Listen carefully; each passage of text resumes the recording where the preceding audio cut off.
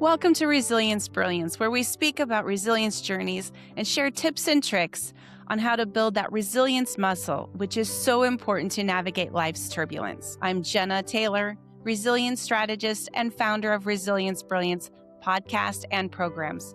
Every month, I offer free live training on resilience with an open Q&A. Sign up with the link in the show notes and the link right above here. My show was born out of my own story of survival. After a traumatic brain injury, I couldn't walk, talk, or even remember. I had to start from scratch. Within months, I fought my way back, first to independence, then to writing for IBM Watson Health, and eventually rebuilding a six-figure career. My mantra became reclaim my life, and it's the heartbeat of everything I do. Resilience Brilliance is for anyone struggling with adversity, loss, burnout, or the weight of life's challenges, especially women and leaders experiencing life's transitions. The show delivers inspiring stories, practical tools, and expert insights so you can overcome, rebuild, and reclaim your own life with heart, humility, and humor. And today, I'm excited to introduce you to Christine B. Jensen. Christine is a licensed psychotherapist in California and a certified clinical trauma professional with over 4 decades of experience. Recognized for her expertise in childhood shame, Christine is dedicated to empowering all individuals to heal their bruised hearts and embrace their innate dignity and worth. Christine is the author of Bruised, Not Broken: Healing the Shame of a Troubled Childhood. Christine, welcome and thank you for being on the show today. Jena, thank you very much for the opportunity. I'm delighted to be here, and I look forward to our conversation and seeing where it goes. Wonderful. Well, my first question to you is, what, as a young person, inspired you to become a therapist? You know, I was reflecting on that, and I think I sort of stumbled into it, quite frankly, but once I had the idea that that profession even existed, I thought it was perfect for me because I felt extraordinarily screwed up. And I thought 2 things. One of them is maybe I'll be able to learn how to fix myself. And the second one was that I knew that a lot of being a therapist was not talking about yourself. And that just fit fine because I really did not want to talk about what was going on inside of me. So it was a perfect match. And so that segues into you went a time in your career ignoring the trauma that was in your life. Tell the audience about what inspired you to focus on childhood shame. Well, you know, it wasn't that I didn't know. Well, let me just say it again. I worked with the people who had a lot of issues, a lot of childhood trauma. I mean, just horrible stuff. And so I would think about my own childhood and I would think, oh, that wasn't all that bad. And in many ways, it wasn't compared to what I was listening to day in and day out. But the one thing that I knew was that I had this lingering sense of just not feeling like I was good enough. And I worked on that. I read self-empowerment books. I had labeled it poor self-esteem. So I read everything there was on esteem, self-esteem, how to build your self-esteem. I went to therapy. I went to professional training seminars, and it got a little better as I got older, but nevertheless, there it was. Honestly, I was ashamed that here I was working with people and I think being very helpful to them. And I could not shake this particular haunting feeling that I had inside of me, which I tried to keep a secret by, looking good on the outside, having a successful career, doing the right things. Can I tell you how I figured out about the shame? Okay. Absolutely. Okay. So here's just a little story. I don't want to say how old I was, but because like I say, I was ashamed that I had not been able to figure this out sooner. But I was sitting and having coffee one morning and this memory came to me, and it was a memory of something that happened in my childhood when I was about maybe 11 or 12 years old. It wasn't a new memory. I had been over that memory. I had thought about that memory many times. But this time, as I was sitting there and having coffee, and the memory started to play out, I started looking underneath who said what, who did what, how did that go, what happened next. And I saw this, for some reason, I just saw this huge batch of emotion that I was feeling in that moment that I had not recognized before. I'd been too caught up in who did what to who and who said what. And I recognized that huge well of emotion as shame. And how did I know that? Well, because I watched then the memory play out about how I acted. I acted like nothing had happened. I grew small in terms of my energy. I felt collapsed. I felt like, let me just go along with the program here. I'm not going to say anything. I'm not going to confront anyone. And I thought, I don't really know as much about shame as I thought I did or thought I should. But I really think that this is, honest to God, shame, not just low self esteem, but something much, much deeper than that. And so when I had that experience, I had two feelings. One of them was I felt a lot more compassion for myself. But the other thing was I felt very excited because I thought, oh, wow, I can learn about this. I can study shame. And by this time, Brene Brown had come Mhm. out with some of her books. And so that concept or that word was part of the cultural conversation, which it had not been really prior to that. And let me just stop and say that therapists, maybe now they are, but therapists are not trained in treating shame. Some of the new leading thinkers in the area of trauma are talking about that now, but I would say, like as recently as 5 years ago, if you started looking for stuff on shame, you wouldn't find a whole lot. Now you can find a lot more.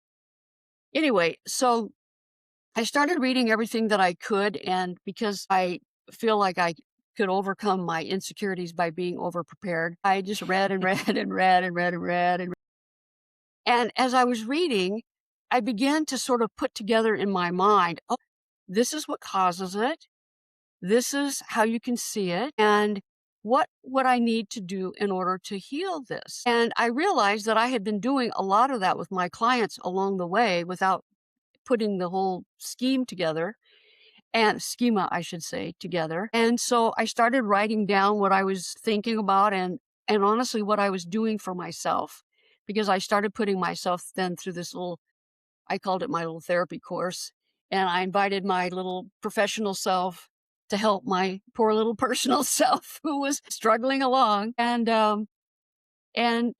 it was out of that material and out of those experiences that I decided then that I would write a book. And part of it was because I didn't want people to have to wait for as long as I waited in order to be able to see their way out of it.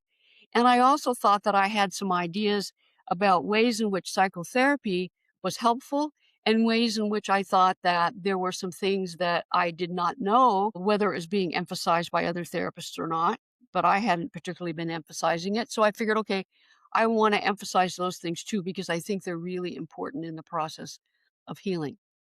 So that's the long story about how I came to understand the shame in my own life. Well, and once that hit you and you discovered there was a link to your childhood, how did that then serve your clients? So your The biggest thing was that I began to look at not just what happened in people's lives, and I don't want to say that but also just what was missing. And so I put a lot more emphasis on emotional neglect because that had really been what had driven, I think, the shame in my life. And so, so it isn't just what happens to people. It's not that they got, God forbid, locked in closets or anything like that. It's the lack of support, the lack of being seen. And so I started emphasizing that more with my clients and educating them a little bit on how emotional support and emotional nurturance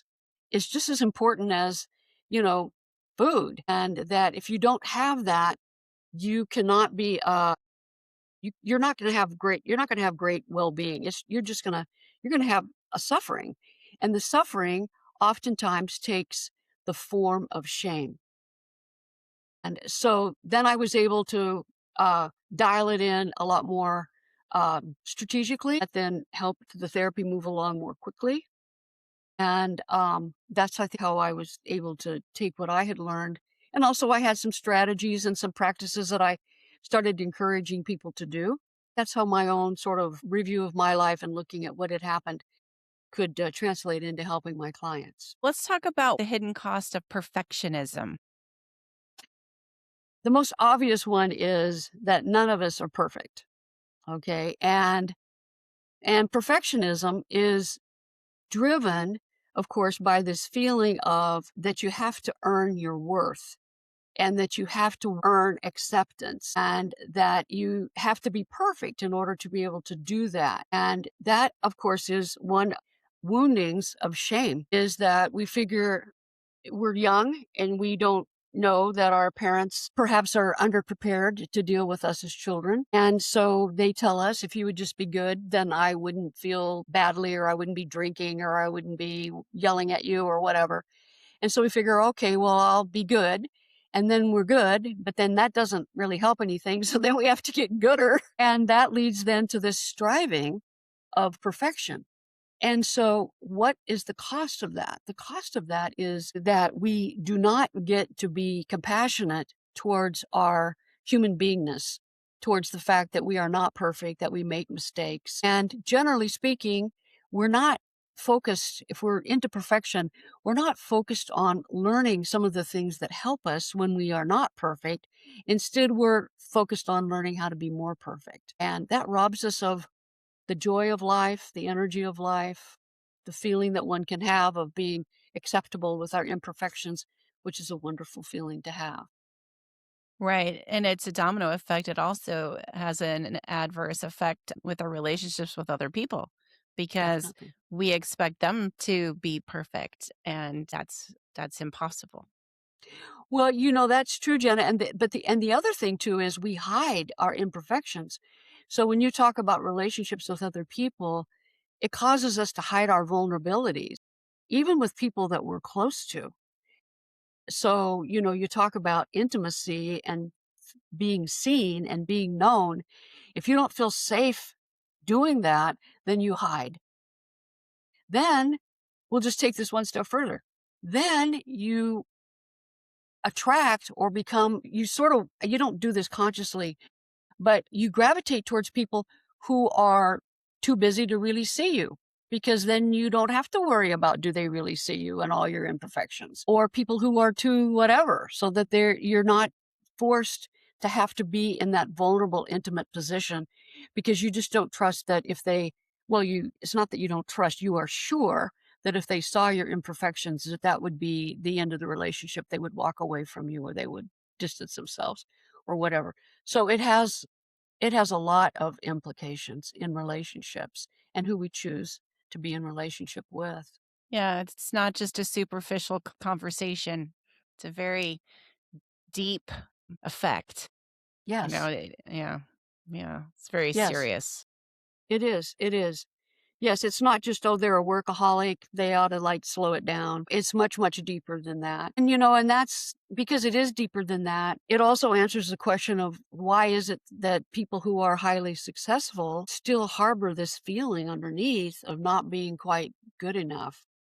And I could talk a little bit about that or not. Yeah, yes, that was one of the questions. And, there's that imposter syndrome that people feel. It's a great thing to address because, like you said, there are successful people and they're making their mark on society. They're making their mark with their revenue. They're hitting their goals. And yet there's an emptiness inside and they don't feel good enough and they feel like they're a fraud. So talk about that, if you would, please.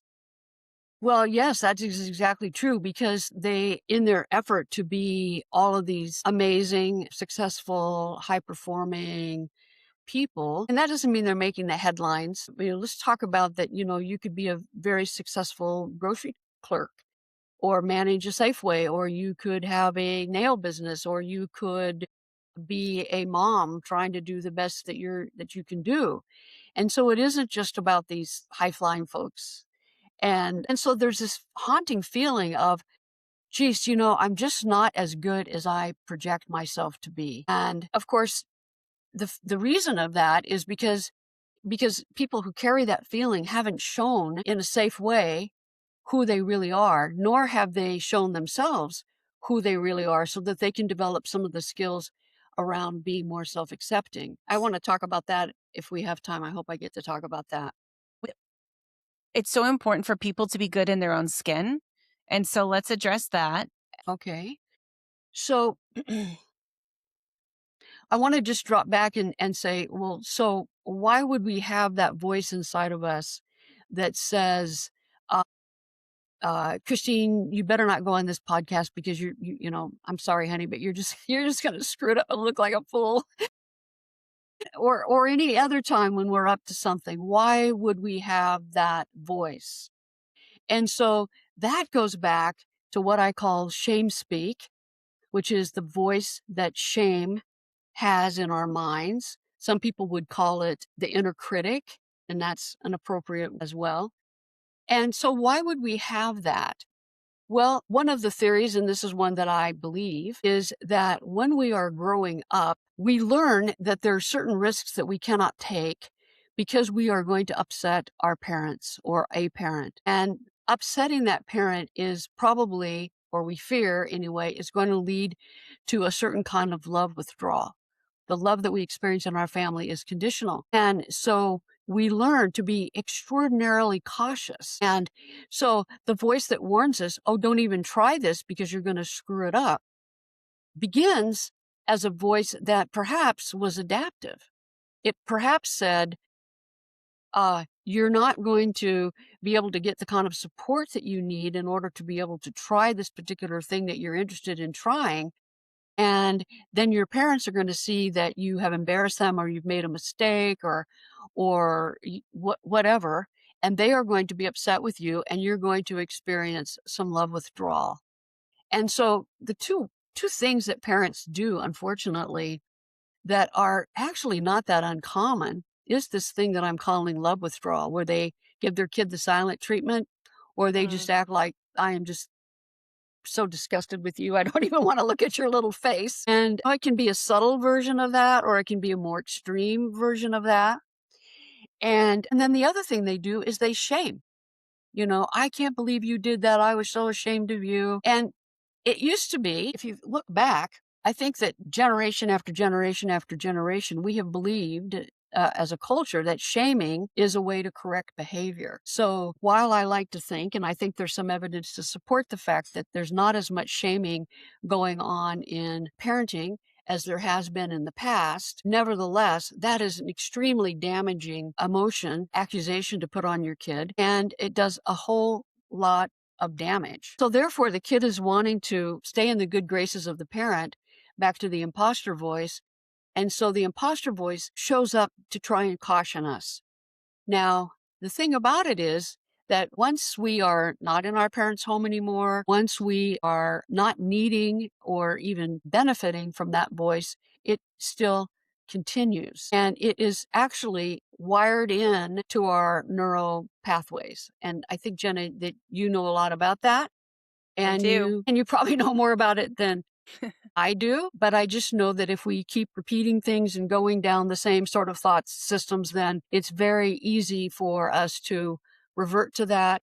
And while it might have been an adaptation at one time in our lives, now it just serves to make our world smaller and smaller and smaller because we don't want to risk. We don't want to Right. risk connection with the people that we care about or the things or how other people see us. So I could go from here and talk about a little bit about some of the things that are necessary, I think, to build a stronger sense of self, stronger feeling inside of the self, so that that shame voice has less effect on us, or we could go someplace else. Well, yes, I think it would be helpful. So if somebody's hearing this inner critic or these shame conversations inside their own head, what are some things that they can do to combat that? How can they teach themselves and retrain themselves so they can get those voices out of their head and start giving themselves some loving conversations instead? Well, I'm going to hit a wide range of things, and I want to start with social media. Because if you go on social media and you are spending time comparing yourself to these people who may be just making it up for whatever they have to say and you're feeling badly, then what are you doing? You are reinforcing those neural pathways that we just talked about, where you compare yourself, you come up short. And just think about it. The more time you spend doing that, the deeper those neural pathways become. That's one of the things that I would highlight in terms of how we manage ourselves, in terms of the information we take in. Listening to the news, if it makes you feel fearful and it makes you feel hopeless, well, children who are raised in families that are unsupportive, they feel hopeless and they feel fearful. And so here we are again, we're reinforcing those neural pathways. And so my suggestion to people is that it's not just I should probably spend less time on social media. It's if this is really affecting you in the way that we're talking about it today, then you really should take a break from social media for your own health. And then here's another couple of things, and that is people will commonly, or let me just say about myself, I used to just repeat my shame speak out loud. So I would say things out loud like, oh God, what an idiot, or I can't believe you could be that stupid, or whatever. And I knew it wasn't pleasant for other people to hear necessarily, but I didn't realize how damaging it was because basically it's reshaming myself, right? And so I saw, when I started studying this more, it's like, oh my goodness, here I am. I'm working for shame. Not only did I experience in the beginning, but now I'm like, I'm like a little megaphone. Recycling it. Yeah. I'm You're recycling it. recycling it. Yeah. Yeah, And you're reinforcing it. So not only are you repeating it, but now you're reinforcing it to yourself. And that's not helpful. that's really very unhelpful. And so one of the things that people can do right off the bat is notice your shame speak. Notice these inner critics or however you want to think about it. The stuff that's in your head that just makes you feel awful. Notice that. This is what we're talking about. Notice that chances are you may not even you may not even combat it. You may just think, "Oh, uh-huh." You might just agree with it, and it's subtle. It's been with you your whole life, chances are. And so chances are it has begun to sound like maybe your own voice, and maybe sometimes you even think it's trying to be helpful. Or maybe you think, "Oh, it's my conscience." Whatever it is you think about it, if it makes you feel badly, it is not your friend. And so not just reflexively listening to it without challenging it is important. So I say to myself and I say to other people, identify your shame speak and stop it. We can manage our minds. We can manage, is our mind going to continue to think about this and make me feel like crap? Or is my mind going to go somewhere else? So we have that ability. Another thing that is very much, it sounds like a very simple thing, but it's very important. And that is accepting compliments and not just shrugging them off. I mean, this seems like a small thing, but if you think about how do children learn who they are? Because they don't know, right? So their mother tells them, "You're my happy little girl," or why are you so selfish? Or, "I just love your happy little face," or "Get that scowl off your face." What if your face froze in that position? I mean, you know, My and they grandmother, also you would say that. I know, I know, I know, I know. What if your face just froze like that? It's like, well, then it would reflect how I really feel. Oh God. And but then if you notice, people will give us a compliment and we'll go, and yet here is an opportunity to change how we see ourselves. And it comes to us it comes to us as an opportunity to shift over, to recognize this person has no agenda in why they're complimenting me. And I can take that in. There's this wonderful children's book. I don't know the full name of it, but it has something to do with filling your bucket and making sure that you don't have a hole in the bottom of your bucket. And so this is what we're doing. We're taking the compliments, we're taking the complimentary reflections that people say to us. And honestly, I think we should hang on to them for dear life because we have to have something that can counterbalance maybe some of the negative things that we heard growing up. Another one, oh, go ahead. I was just going to say two things to that. The thank you when someone gives you a compliment. So Yes, many times people will say, "This old thing? Oh, I've had this forever." I That's know. discounting the compliment. So no, stop. Just say, smile, thank you. Yes. Don't say anything Yes. else. Don't say it's I know. new. Just say, thank you Thank and you. appreciate the compliment. Zip the Yes. lips. Thank you. And then Yes. the second thing I want to say is I keep all my cards. Any birthday card, any card I get, I keep them in a really pretty vase. You can't see it. It's in another other like this shelf there. There's another one. And because anytime in our life, if we feel sad or lonely or down, if we feel lonely or sad or missing somebody, we can just pull the cards and feel the love. Like I've moved away a couple of different times. And so I pull the cards out and I feel the love of my people. Wow. And so that's another positive way to feel the love. And I keep it up, like I said, on a shelf. I have a lot. This is my creative room, my creative space. This is my whimsical room. You can see on this shelf, I have 4 stuffed animals, Snoopy, Woodstock, and then I have 2 little puppies. They are from my single digit birthdays. And the 2 little puppies are from my childhood friends, Rhonda and Rochelle, the twins. The blonde puppy is from the blonde headed friend, Rhonda, and the brown dog is from the brunette twin, Rochelle. And so I have these special things in my office that make me feel good. And so we need in this world that can be like harsh and cruel, Yes. we Yes. need to have reminders around us that lighten things up. Yes. You know, I noticed as you were talking about what you had and also about your cards, I just noticed how your energy lit up and your face lit up and how you were feeling loved, right? I mean, as you were sharing that, you were feeling loved. And so it's certainly, Association. yes, It's association. And so when I look at those, I feel the love. I feel the love from my friends. And Rochelle is passed. We lost Rochelle many years ago, and she's with me. She's on that shelf. She's with me, and she looks down at me all the time. There's a lot of love, but yes, that association sweet. is there. And like I said, there's the world's hard, and Yes, life can be cruel and painful and yes, difficult. We go yes, through a lot of hard times, and anything that we can do to lighten our load and to remind ourselves that there is light and love in this world and to not be so mean to ourselves and other people and take a compliment and just say thank you. yes. That's very nicely said. I've never heard of anyone who keeps all of their cards in must be a fairly large container, right? It's overflowing. What a It's beautiful thing to say. now it's starting to like, Uh-huh. I'll show Thi you after the show. things are popping out. That's Yeah. wonderful. And That and the vase was a gift from a friend. that's a Yeah. beautiful that's a whole beautiful story and train of thoughts, isn't it? Just gives you Mhm. so much pleasure to think about that. Yes. Yes, because there's a lot of love. There's a lot of love back there. And on that note, it's a whimsical shelf.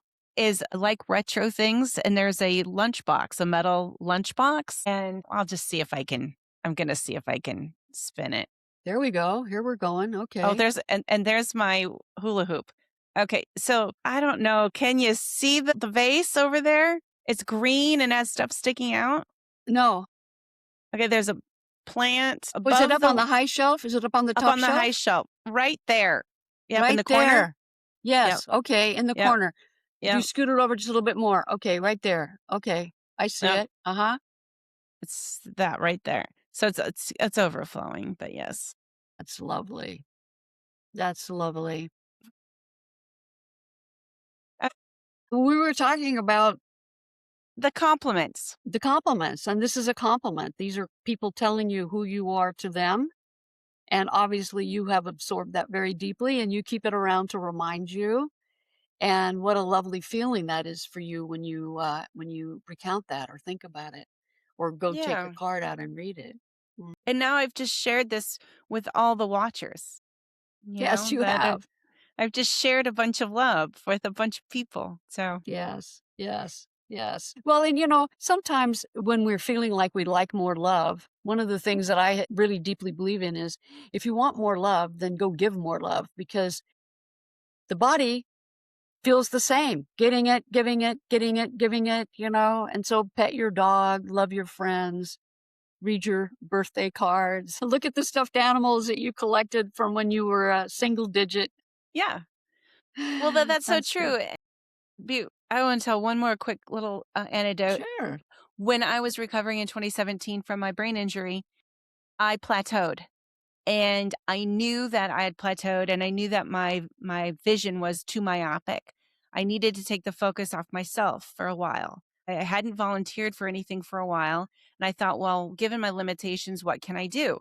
And I came across reading partners, and they were in Denver public schools, and I was living in Denver at the time, so I thought, well, let me go down that route and see if I can do that to help elementary age kids with lower literacy levels. That's a tongue twister. Wow.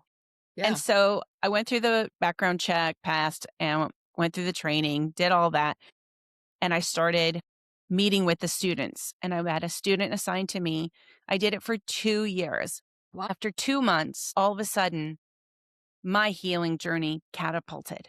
So if once we take that focus off of ourselves and our own problems and start giving to other people, Mm-hmm. the world opens to us. And so I Yes. think that's a very important point too, and we focus too much on ourselves, we make the world smaller. Yes, that's a lovely story. Good for you. That's a wonderful because not only are you helping them read, but you're also there just appreciating them and seeing them and loving them. And when they're little like that, they're really cute, aren't they? I mean, They they're just are. And they weren't judging me. They didn't know that I was recovering from a brain injury. They didn't know that I wasn't performing at my best. They didn't know that I was probably impacted with my own abilities at that time, and that I was going to go home and have an hour nap because that wore me out. They had no idea. And it was a win-win situation because they needed a champion. And it was something I could do within my wheelhouse. That skill set was still there. So it was a good thing. Question for you. This is a seems like big we one.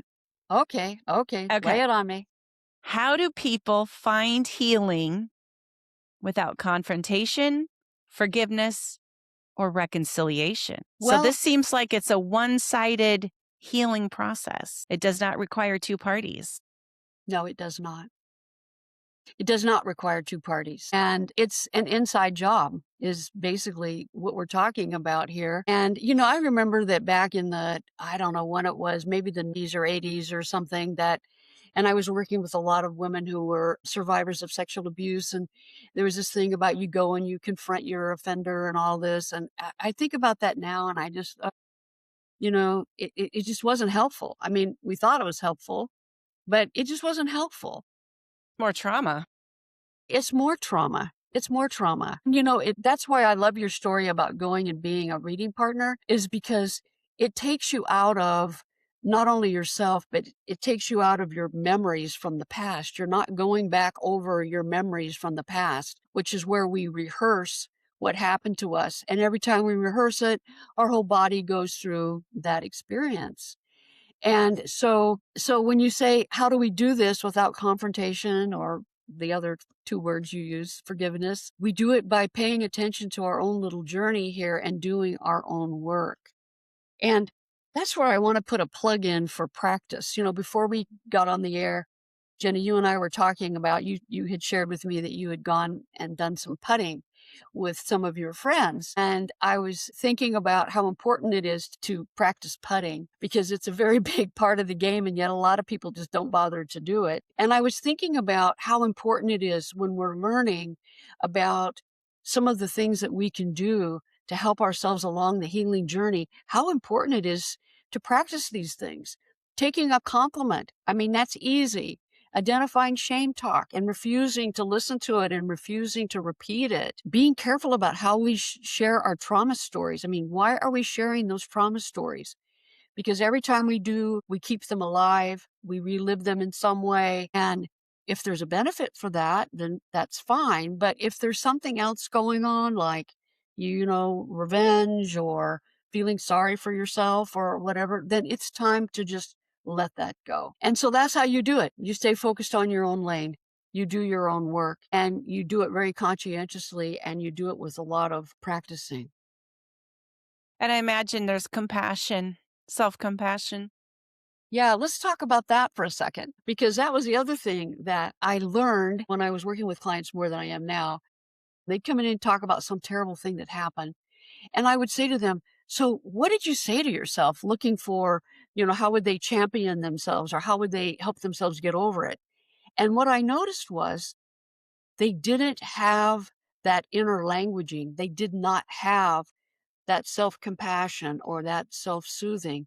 So then when I was doing this research, I started thinking, well, how do we get that? And it just so happened that I was with this mom and her little 2-year-old kid who they're both just darling, and the mom's a great mom. The little girl fell down and banged her head, which happens a lot when you're little. And I saw the mom pick the little girl up and comfort her. You're going to be okay. I know it hurts. Let's look and see. Let me kiss it for you. You're going to fall down a lot. This is just one time. And then she stayed with the kid, acknowledging what had happened. Then she distracted the kid. Oh, let's go over here and see what else we can get interested in. But she did it in a more animated, loving way than I'm repeating it. And so people who are raised in families where there is a lot of emotional neglect, even just neglect, like I like to say about myself that my parents raised me like you would raise corn. You just throw the seed out and hope that it doesn't, hope it just works out. Give it some water, little fertilizer here and there. I've done my job. I provided all the nutrients you need. And so, so we have to learn to give those things to ourselves. And this gentleman was helping me the other day replace this microwave, and it was kind of tricky. And I was listening to his self-talk because I give a lot of thought to this. And I would hear him say stuff like, well, we didn't quite get it this time, but we're getting closer. We're on our way. Wow, we're figuring this out. Look at this. And I was just listening to him and thinking, wow, he has some really good self-talk. I would just like to ask your listeners to just think about, what is your self-talk like? Do you have that languaging? Because you can get that languaging by listening to other people. And you can get it from like watching things on, Netflix or whatever. And it's important to get it, because if you don't have it, then you've got some other stuff in there. Chances are that it's much more self-critical and much more damaging to how you feel about yourself. The other thing, let's talk about self-forgiveness for a second, because when we are struggling to make sense of the world ourselves and we haven't had a lot of support or we haven't had a lot of mentoring, we make a lot of mistakes, and everyone does, whether they talk about it or not. Everyone makes mistakes. Now, I don't know about what it was like in your family, Jena, but in my family, if a mistake was made, there was someone to blame. There was no such thing as an innocent mistake.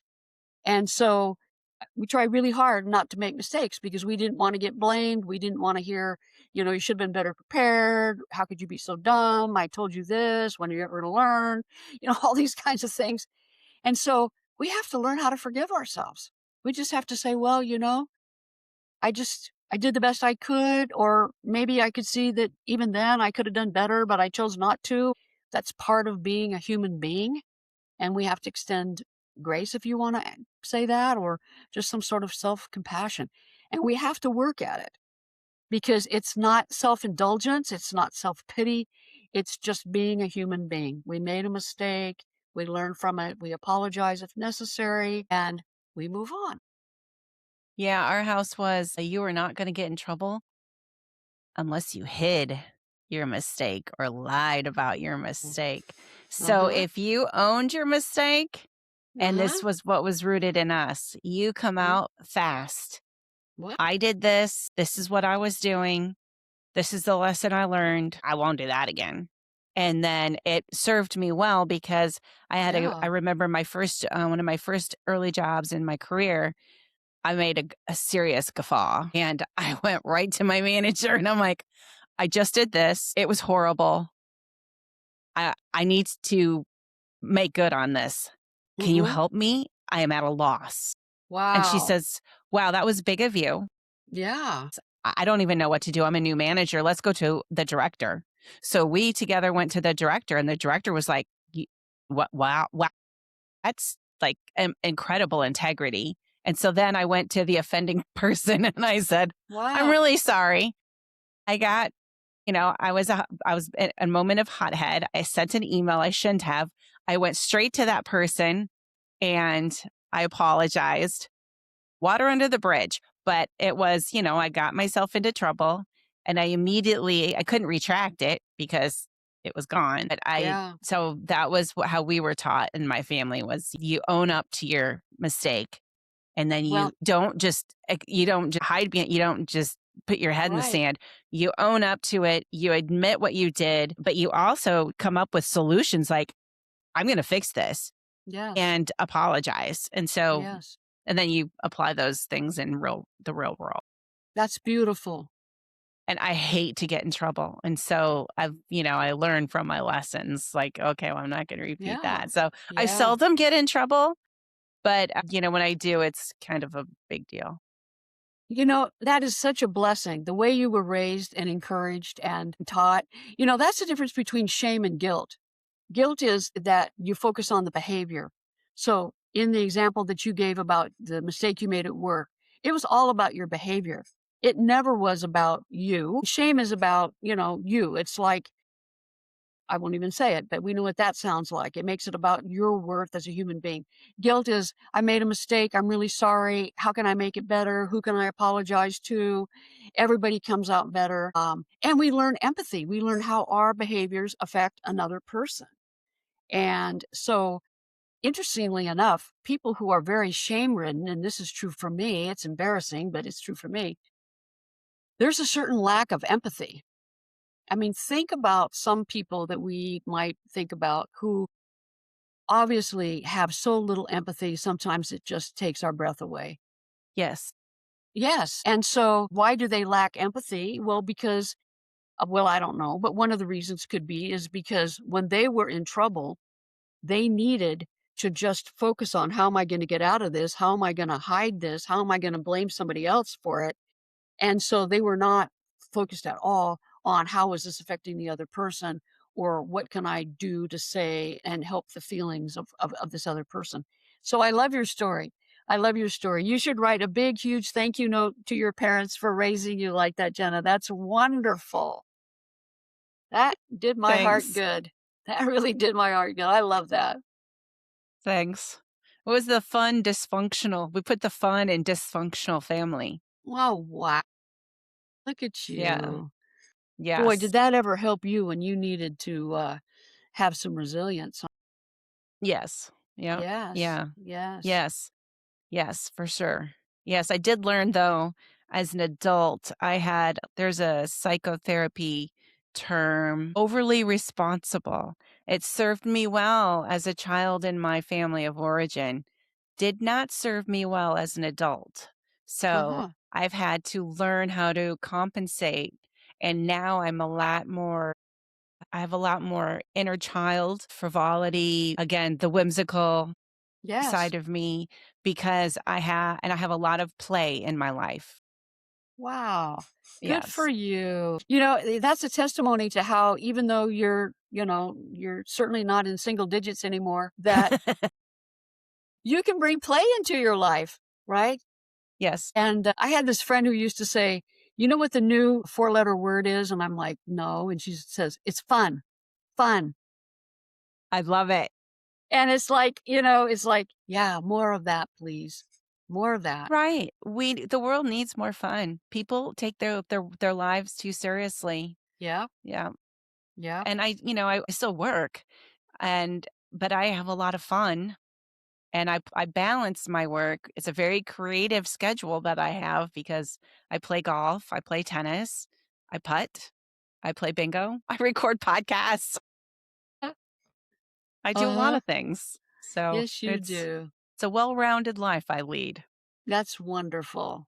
That's wonderful. Yes. You should be very proud of yourself and the fact that you share this now so that other people have a model for how to do that and not succumb. I mean, there's many times in your life, the story that you tell, where you could have just gone, oh shit, and just given it up, right? But you Oh, in didn't. 2017. Absolutely. Hmm. 17 when I spent a full year in recovery to Yeah. reclaim my life. Absolutely. Yeah. It was do or die at that moment. Do or die and make a difference and see how far you can come and can you rebuild yourself? And I Wow. did. And then you And decided to that's do something with that, which is and to now I talk about do. it and share about it. Right. Yep. Right. And I help other people reclaim their Right. lives. And it's Right. not just people who have overcome an injury like I've had to do. I also lost my partner to alcohol addiction, withdrawal fueled suicide. So, very Wow. traumatic loss. And it was painful, very, very painful. And it was 10 weeks after I had major surgery. And during my major surgery, my service animal died. So, everybody was like, Jenna's going to lose her shit when Lucy Yes. died. And Wow. I had a goal. I had a goal. I had to rehab my hip. You know, I could barely walk. I'm on crutches and a walker, and I had to rehab my hip so I could get a new dog. And then Michael dies. Yes, I lost my shit for a while. Lost my shit for a while. But everything that I've learned with with with my brain injury and the recovery from that, and of course, I had domestic violence. I had divorce. Everything that I have learned in my life has been a stepping stone, and that resilience has gotten me through all of the traumatic events. Where I'm at today is because of resilience, and that's why I'm so passionate about it and why I speak about it and why I spread that word to people who have need to hear it. And a lot of people, they enter retirement and they're like, "Well, this was fun for a while, but now I don't have purpose." So it's a lot of different people need to rediscover their purpose and reclaim their life in some fashion or another. So that's I what I do. agree. I agree. That's wonderful. I Well, let's applaud you. talk. Thank you. Let's talk about your book. Your book is Okay. available on Amazon. Where else? I've got it in my local bookstores and in my local libraries. If people sometimes just don't want to deal with Amazon. So if people wanted to send me a communication through my website, I will send you an autographed book for a discount. And because I understand if you have your feelings about Amazon, and so that's where you can find it. Excellent. I'll have that information on the show notes. I'll also put it up here. Thank you. And what else would you like to share with everyone before we go? Well, I want to sort of just dovetail on what you said, and that is that it's really important that no matter what age we are, that we just never give up. And and I also just want to say that, if you have these shame voices and these imposter feelings and so forth and so on, to just recognize, this is why I named my book the way I did. It's not because you're broken. As a matter of fact, you adapted to a situation in your family or in whatever circumstances that helped you survive and stay connected to the people that were important to you.